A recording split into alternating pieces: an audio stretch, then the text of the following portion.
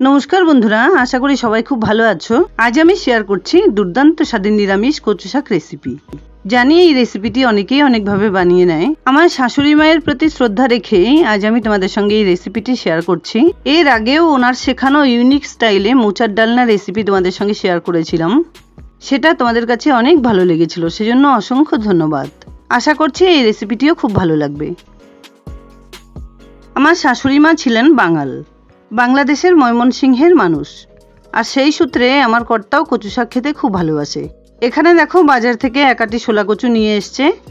এটা আমি এবার কেটে নেব। সঙ্গে সঙ্গে কচু না কেটে নিলে এগুলো কিন্তু শুকিয়ে যায়। একটা গামলাতে বেশ কিছুটা পরিমাণ জল নিয়েছি। এখানে একটা কথা বলি, কচু বা মোচা কাটার পর হাত কিন্তু কালো হয়ে যায়। হাতে যদি কিছুটা লেবুর রস লাগিয়ে নাও তাহলে কিন্তু একদমই দাগ হয় না। ঘরে লেবু ছিল না, তাই আমি হাতে একটু ভিনিগার লাগিয়ে নিয়েছি। কাটার পর একটুও কিন্তু দাগ হবে না। মাঝে মধ্যে কচুর লতি, মান কচু, সুজি কচু, ওল কচু, তাছাড়াও মোচা তো রয়েছে, সেগুলো নিয়ে আসবে আর আমার করে দিতে হয়। প্রতিদিন মাছ মাংসের সঙ্গে এগুলো কিন্তু চলতেই থাকে। দেখো কচুগুলো কাটার সময় হাতে কিন্তু একটুও দাগ হচ্ছে না, তাই তোমরা কিন্তু এই টিপসটা ফলো করতে পারো। একটু সময় নিয়ে সমস্ত কচুগুলো এরকম ডুমো করে কেটে নেবার পর ধুয়ে নিচ্ছি। কচু যদি খারাপ হয় তাহলে কিন্তু কাটার সময় বোঝা যাবে, হাতে একটু কুটকুট করে ধরবে। আর শোলা কচু একদমই কিন্তু হাতে ধরে না। সমস্ত কচুগুলো এভাবে ডুমো করে কেটে নেবার পর বেশ পরিষ্কার করে ধুয়ে নিচ্ছি। বাপের বাড়িতে প্রত্যেক মেয়েরাই কিন্তু কচু কাটা তো দূরে থাক, কচুর ধারে কাছে যায় না। বিয়ের পর শ্বশুরবাড়ির সবার আবদার রাখতে কিন্তু করতেই হয়। সমস্ত কচুগুলো খুব ভালোভাবে ধুয়ে নেবার পর বড় একটা গামলাতে করে গ্যাস অন করে গ্যাসের উপরে বসিয়ে দিলাম। এবার এর উপর দিয়ে কিছুটা পরিমাণে নুন ছড়িয়ে দিচ্ছি। কচুর সঙ্গে মিশিয়ে দেব বলে 2-3 ঘন্টা আগে এক মুঠো কাবলি ছোলা আমি ভিজিয়ে রেখেছিলাম, সেগুলো কচুর মধ্যে দিয়ে দিলাম।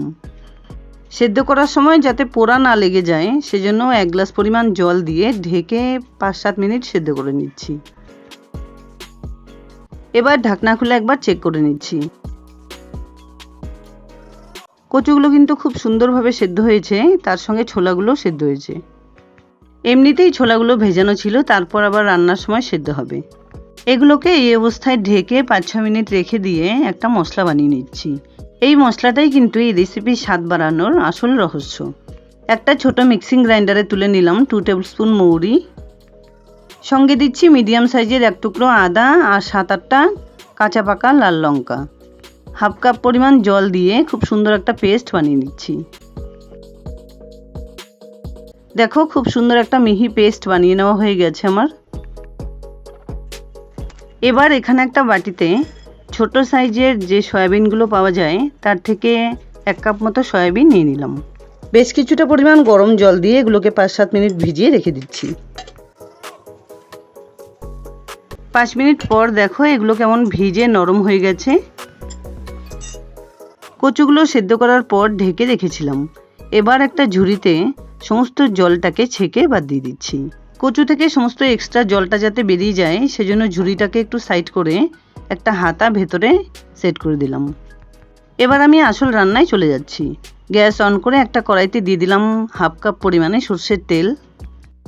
তেলটা গরম হয়ে এলে ফোড়ন হিসেবে দিয়ে দিলাম একটা তেজপাতা, 2টো শুকনো লঙ্কা, 1 টিস্পুন পাঁচফোড়ন। হালকা একটু নাড়াচাড়া করে মিশিয়ে দিচ্ছি একটা বড় সাইজের টমেটো কুচি। টমেটোটা ফোড়নের সঙ্গে একটু নাড়াচাড়া করে সেদ্ধ করে রাখা সমস্ত কচুগুলো দিয়ে দিলাম।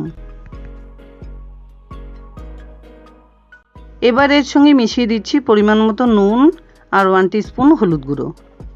এর মধ্যে কিন্তু আমি আর অন্য কোনো মশলা ইউজ করব না, যেহেতু মশলা আগেই বানিয়ে রেখেছি সেটাই ব্যবহার করব। খুব ভালোভাবে নাড়াচাড়া করে ঢেকে 5 থেকে 6 মিনিট এভাবে রান্না করে নিচ্ছি। এবার ঢাকনা খুলে এর সঙ্গে গরম জলে ভিজিয়ে রাখা সয়াবিনগুলো মিশিয়ে দিলাম। কিছুক্ষণ নাড়াচাড়া করে সয়াবিনগুলো কচুর সঙ্গে মিশিয়ে দেওয়ার পর বানিয়ে রাখা মৌরি বাটাটা মিশিয়ে দিলাম। এবার খুব ভালোভাবে এই মশলাটাকে কচুর সঙ্গে মিশিয়ে রান্না করে নিতে হবে। ইলিশ মাছের মাথা দিয়ে রান্না করা কচু শাকের তো তুলনা নেই, তাছাড়াও অনেকে অনেকভাবেই কচু শাক রান্না করে নেয়। আমার শেয়ার করা এই রেসিপিটি অবশ্যই একবার ট্রাই করার অনুরোধ রইল। খুব ভালোভাবে নাড়াচাড়া করে এর সঙ্গে মিশিয়ে দিলাম 1 টিস্পুন চিনি। একবার এই রেসিপিটি যদি এভাবে রান্না করে খাওয়া যায় তাহলে দেখবে অন্য কোনোভাবে আর খেতে ইচ্ছে করবে না। খুব ভালোভাবে নাড়াচাড়া করে 4 থেকে 5 মিনিট আবার রান্না করে নিতে হবে, যতক্ষণ না পর্যন্ত কচু থেকে সমস্ত জলটা শুকিয়ে যায় ততক্ষণ কিন্তু কন্টিনিউ নাড়াচাড়া করে এভাবেই রান্না করে নিতে হবে। মাছ বা পেঁয়াজ রসুন ছাড়া দুর্দান্ত স্বাদের এই রেসিপিটি একবার যদি এভাবে বানিয়ে নাও তাহলে কিন্তু অনেক দিন পর্যন্ত মুখে লেগে থাকবে। ব্যক্তিগত কারণবশত রান্নায় খুব একটা বেশি তেল বা ঘি সবসময় ইউজ করতে পারি না।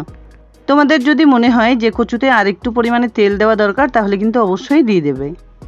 রান্নাটা আমার এখানে সম্পূর্ণ কমপ্লিট, এবার এটাকে নামিয়ে নিচ্ছি। এর আগেও আমি তোমাদের সঙ্গে ভেজ বা ননভেজ ছাড়াও অনেক রকম অ্যাট্রাক্টিভ রেসিপি শেয়ার করেছিলাম। তার মধ্যে কোন রেসিপিগুলো সবথেকে বেশি ভালো লেগেছে প্লিজ আমায় কমেন্টসে জানাতে ভুলো না। যাই হোক, দুর্দান্ত স্বাদের নিরামিষ কচু শাক রেসিপি আমার রেডি অ্যান্ড সার্ভড। আশা করছি বন্ধুরা আমার এই রেসিপিটি তোমাদের খুব পছন্দ হয়েছে। যদি এতটুকুও ভালো লেগে থাকে তাহলে প্লিজ ভিডিওটাকে একটা লাইক করো, শেয়ার করো ফ্যামিলি ফ্রেন্ডসদের সঙ্গে। আর আমার চ্যানেলে নতুন বন্ধু হয়ে থাকলে প্লিজ চ্যানেলটাকে সাবস্ক্রাইব করে পাশে থাকা বেল আইকনটা অলে করে দিও, যাতে আমার আপলোড করা সমস্ত ভিডিওর নোটিফিকেশন সবার আগে তোমাদের কাছে পৌঁছে যায়। দেখা হচ্ছে নতুন কোনো রেসিপি নিয়ে। ভালো থেকো, ধন্যবাদ।